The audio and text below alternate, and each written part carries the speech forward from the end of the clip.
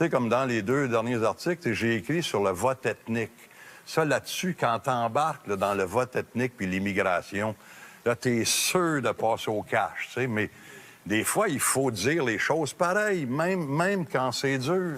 Je te cite dans cette chronique-là. Si on parle du vote ethnique, on est des racistes, des xénophobes, des mangeurs de petits migrants tout crus, des antisémites, des tricotés serrés. Ouais. C'est quoi le vote ethnique? Mais tu sais, quand, par exemple, au dernier référendum, tu sais, quand le Congrès juif canadien recommande de voter non, puis que le Congrès italien puis le Congrès grec recommandent de voter non, puis ces gens-là votent non à 98,9 %, il y a un problème. Tu as connu la fondation du Parti québécois, les mouvements souverainistes indépendantistes. Et là, au début des élections, on a remis en question la pertinence du Bloc québécois. Ouais. Au Québec, les péquistes ne parlent plus beaucoup de souveraineté. Ouais. S'il n'y a plus grand monde qui croit en la souveraineté, est-ce que ça veut dire que c'est le temps de passer à autre chose? Moi, je passerai pas à d'autres choses parce que... Mais je sais juste que ces luttes-là, c'est des luttes très difficiles. C'est dur, et puis ça se fait pas du jour au lendemain.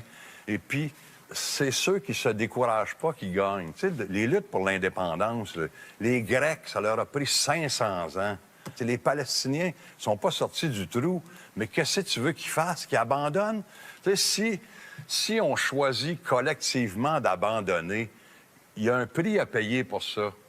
Si on choisit de s'écraser, si on choisit de s'allonger, le monde, ils vont s'essuyer les pieds sur nous autres.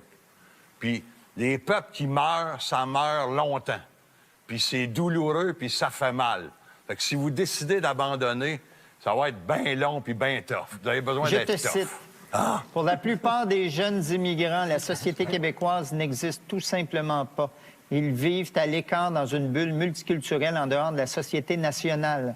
C'est quand même pas de leur faute s'il n'y a pas de Québécois dans leur ghetto cosmopolite. Ouais. Je rapportais les propos qu'il y a dans le film La Génération 101, où les jeunes, 60 en tout cas, bien des jeunes immigrants, ils sont dans des classes où il n'y a pas de Québécois. Le seul Québécois de la gang, c'est le prof. Mais ce sont des Québécois.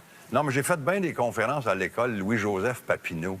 T'sais, à Louis-Joseph Papineau, là, il y a 60 d'Haïtiens, 30 de Latinos, 10 T'sais, le seul Québécois qu'il y avait dans la salle ce matin-là, c'était moi.